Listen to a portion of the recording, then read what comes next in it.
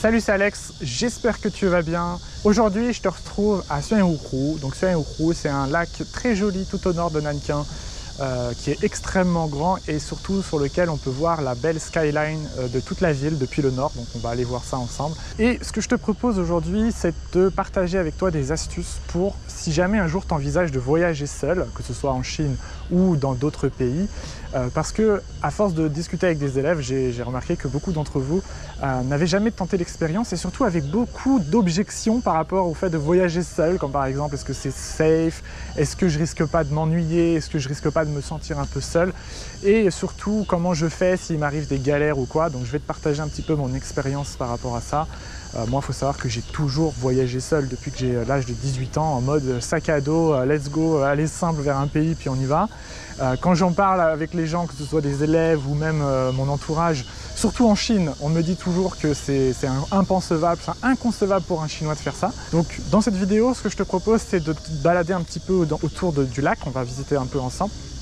Tu verras qu'il y a des coins qui sont très sympas et je vais partager avec toi donc mes meilleurs conseils si tu veux tester l'expérience, et j'espère t'avoir convaincu à la fin de cette vidéo de au moins tester, parce que tu verras qu'il y a toujours un avant et un après. C'est vrai que le jour où on découvre un petit peu la saveur du voyage solo, après je t'assure que c'est impossible de revenir en arrière. Donc la première objection, celle qui vraiment revient le plus souvent quand on voyage seul, c'est est-ce que c'est safe ou pas? Et en particulier si tu es une femme. Alors moi évidemment j'ai pas l'expérience de voyager en tant que femme, mais j'ai rencontré pas mal de voyageuses solo en mode sac à dos et compagnie. Tu peux voir d'ailleurs les petits bus ici. Il faut savoir que en Chine le tourisme c'est pas comme en France, hein. Comme je te disais, les petits parcs, c'est pas on se balade dans la forêt en mode nature, non, c'est balisé ici, tu as carrément des bus qui te permettent de découvrir le lac plus rapidement. Donc revenons un petit peu à cette objection de est-ce que c'est safe ou pas de voyager seul, en particulier en Chine. Alors moi, mon point de vue, c'est que déjà la Chine, c'est un des pays les plus sûrs au monde. Vraiment, hein, ça choque, surtout quand on vient d'Occident, en particulier de France, comme moi, de banlieue parisienne, dans le 93, qui est réputé pas forcément le coin le plus safe de France. Je t'assure qu'en Chine, ça fait vraiment un choc la première fois qu'on vient ici et qu'on se rend compte qu'il n'y a absolument pas de délinquance. Le concept même de délinquance n'existe pas en Chine.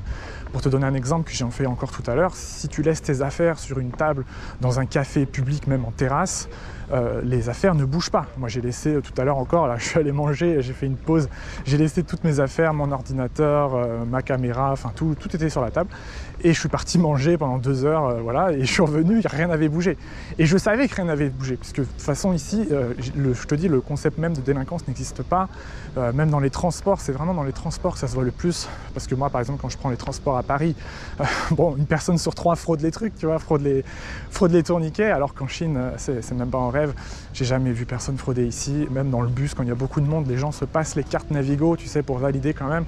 Enfin, c'est incroyable. Enfin, vraiment, il faut venir ici pour le voir, pour le croire. C'est extrêmement safe la Chine. Tiens, je te propose de descendre un petit peu. On va aller voir si on peut pas voir la belle skyline d'en bas. Tu verras, c'est très joli Nankin vu du lac. Tu vois ici, on voit déjà un petit peu les bâtiments derrière. Je vais te montrer. Donc première objection, est-ce que c'est safe la Chine, même en tant que femme? Oui, 100% oui. Même la nuit, tu peux te balader toute seule dans les rues. Alors bien sûr, il faut avoir un peu de bon sens aussi, tu vois. Faut pas non plus aller dans les zones rurales sans surveillance, où il y a vraiment aucune personne pour t'aider en cas de souci. Enfin, si tu restes dans les grandes villes classiques, comme ici à Nankin, tu vois la belle skyline, comme je te disais, c'est très joli ici. Donc si tu restes dans des villes comme ça, même la nuit à 1h du mat, il n'y a aucun souci. Tu n'auras jamais ce sentiment d'insécurité comme on peut avoir en France. Ça n'existe pas. Deuxième objection qui revient beaucoup, surtout de la part de mes élèves qui voudraient tenter l'aventure, c'est est-ce que je risque pas de me sentir seul? Parce que c'est vrai que quand on voyage vraiment solo, on passe une grosse partie de son temps seul, c'est normal en même temps vu que tu pars seul. Mais première chose déjà, il y a des moments où la solitude, ça aussi apporte son lot de bienfaits. Tu vois, tu peux prendre du temps pour réfléchir, tu peux prendre du temps pour toi, tu peux prendre du temps pour par exemple lire des livres si tu es dans les transports ou quoi. Tu n'es pas toujours à devoir faire la conversation ou devoir participer aux activités du groupe, tu vois, tu es vraiment solo, tu fais ce que tu veux. Mais surtout, et c'est ça, je pense que c'est surtout ça le plus gros préjugé que les gens ont sur le voyage solo, c'est que tu peux en fait à tout moment te faire des amis. C'est même plus facile de te faire des amis locaux quand tu voyages seul que quand tu es avec des groupes de voyage ou même des amis à toi en France, tu vois.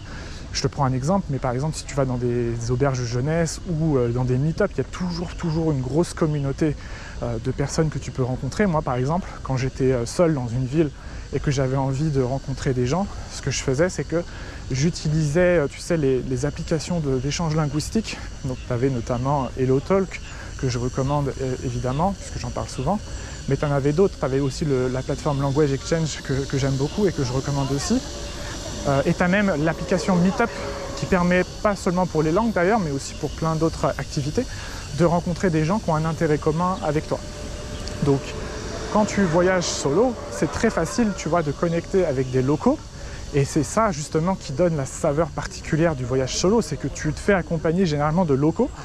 Moi par exemple, j'utilisais les échanges linguistiques pour connecter avec les gens locaux, et ça te permet, tu vois, de découvrir des endroits, mais d'un point de vue local.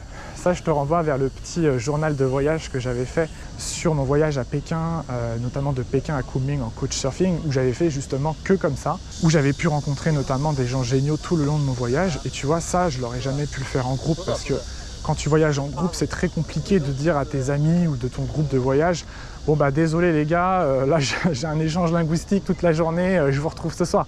Non, en général, vous faites les choses ensemble et vous les faites toute la journée ensemble. Tu vois, il n'y a pas vraiment de temps pour connecter avec les locaux. Chose que tu peux tout à fait faire avec ton partenaire linguistique. Donc c'est ça la beauté aussi de voyager seul, c'est que tu es tout le temps en contact avec les locaux. Tu peux rencontrer autant de personnes que tu veux et tu fais absolument ce que tu veux. Et c'est pour ça que généralement il y a toujours un avant et un après pour les voyages en solo. C'est parce qu'une fois que tu as découvert que en fait, finalement la solitude c'est pas du tout un problème, c'est toi qui choisis en fait quand est-ce que tu veux être seul et quand est-ce que tu veux être d'autres personnes.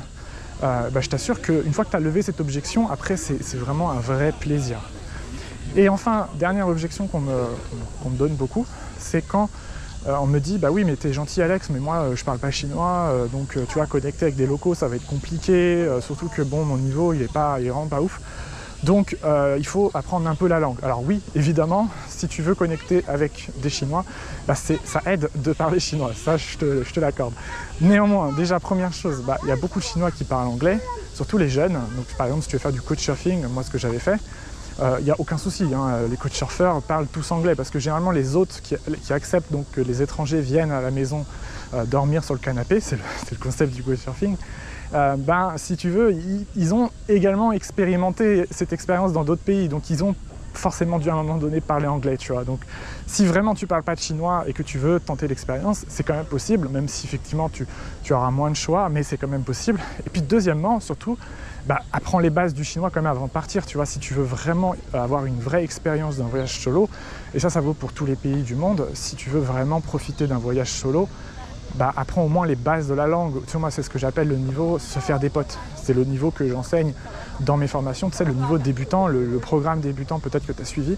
Le but de ce programme, c'est ça, c'est d'avoir le niveau se faire des potes. Le niveau se faire des potes, comme son nom l'indique, c'est le fait d'être autonome dans un environnement chinois, si tu veux. C'est de pouvoir commander à manger par toi-même, te déplacer, acheter une bouteille d'eau, un ticket de bus, et surtout pouvoir connecter avec les gens autour de toi, parce que franchement, le plaisir d'un voyage, finalement, c'est ça, c'est les souvenirs qu'on a avec les gens. C'est pas la photo que tu as prise, je sais pas moi, sur la Grande Muraille ou quoi. Il y a des gens, ils font des milliers de kilomètres.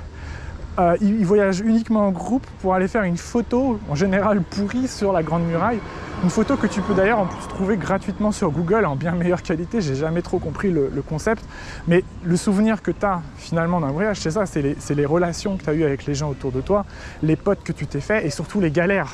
Donc les galères, parlons-en. Parce que oui, tu vas en avoir forcément quand tu voyages seul, tu vas te perdre. Et franchement, il n'y a aucun souci, c'est justement ça qui donne la saveur du voyage.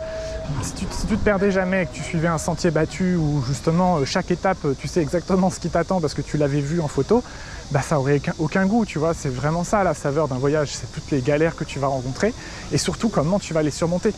Quand tu rentreras après en France, d'ailleurs, c'est ça que les gens vont te demander. Ils vont te dire alors, c'était comment la Chine et tout. Et tu vas pouvoir raconter plein d'anecdotes en disant ah ouais, tu sais, la fois où je me suis paumé dans la Grande Muraille, ou la fois où je me suis complètement retrouvé gelé. Tu te rappelles, bah, si tu as lu mon petit, si t'as lu mon petit journal de voyage, j'en raconte plein des galères, notamment la fois où mon coach surfeur il n'avait pas pris de vêtements d'hiver et on s'est retrouvé au palais d'été en plein hiver où il faisait genre -20 et le pauvre il était complètement gelé. Bah, c'est drôle, tu vois, quand on repense aujourd'hui. Moi, ça me fait marrer, même si on avait froid, effectivement, à ce moment-là.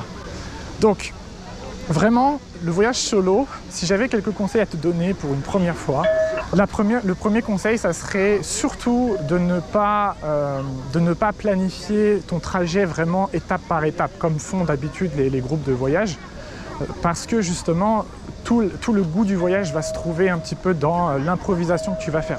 Moi, ce que j'aime bien faire quand je voyage solo, c'est me donner un objectif. Donc, par exemple, tu dis, voilà, j'atterris à Pékin et puis je me donne comme objectif de rejoindre Kunming, une autre ville, enfin une ville de ton choix.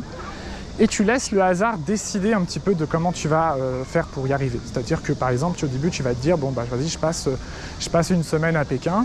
Et puis, chaque jour, surtout, tu ne prévois pas ce que tu vas faire. Tu décides le jour même. Et l'idée, en fait, c'est de pouvoir changer tes plans si jamais un jour, je sais pas, tu as par exemple un de tes amis, parce que tu peux te faire des amis sur place. Une fois que tu te fais des amis sur place, après, c'est très facile d'élargir ton réseau. Si demain, on te dit, bah tiens, demain, on va à la Grande Muraille, tu viens avec nous, bah tu peux dire oui, parce que tu n'auras rien prévu ce jour-là. Tu n'auras jamais rien de prévu dans tes journées, en fait. L'idée, c'est de laisser le hasard décider un petit peu de comment tu vas t'organiser. Parce que finalement, c'est ça, toute la beauté du voyage solo, c'est la liberté que ça t'offre. La liberté de choisir à n'importe quel moment ce que tu veux faire et changer tes plans à la dernière minute, il n'y a aucun souci. Il n'y a personne pour te dire non mais demain il faut qu'on soit là-bas à telle heure, alors tu peux pas te lever trop tard, nanana. Non, tu fais ce que tu veux. Si tu veux dormir toute la journée, tu dors toute la journée. Si tu es fatigué, tu te reposes. Si la ville où tu te trouves ça te plaît pas, bah tu changes. Si je sais pas moi, le coach surfeur il t'emmerde, bah tu changes de coach surfeur. Dans tous les cas, le fait que tu te laisses cette liberté, ça te permet de le faire. Parce que si tu disais ah bah non, j'ai réservé 7 jours l'hôtel, alors il faut que je reste 7 jours ici, tu vois, c'est insupportable. Moi, j'ai jamais réservé un hôtel plus de 24 heures en Chine parce qu'on ne sait jamais, ça se trouve demain tu voudras aller dans un autre endroit, ça se trouve demain tu vas faire une rencontre d'un gars qui te dit « Eh mais viens, moi c'est un truc qui m'est arrivé, tu vois, quand j'étais à Chengdu, il y avait un coach surfeur qui me disait « Non mais demain, il faut que tu viennes avec moi, on va voir la ville des Lumières, il y a une fête et tout. » Je fais « Ok, pas de souci, de toute façon j'ai rien de prévu demain, allez hop, on y va. » Voilà, donc vraiment, le voyage solo, je trouve que c'est une expérience incroyable. Une fois qu'on y a goûté, très clairement, c'est impossible de revenir en arrière. J'espère que je t'aurai convaincu, je te laisse devant cette jolie porte. En tout cas, dis-moi dans les commentaires si tu as déjà essayé de voyager solo et si oui, comment ça s'est passé pour toi. Et je t'ai mis donc le journal de voyage que j'avais écrit sur le forum si tu veux un petit peu découvrir le genre de galère qu'on peut avoir quand on voyage solo. Je te dis à bientôt pour une prochaine vidéo. Salut!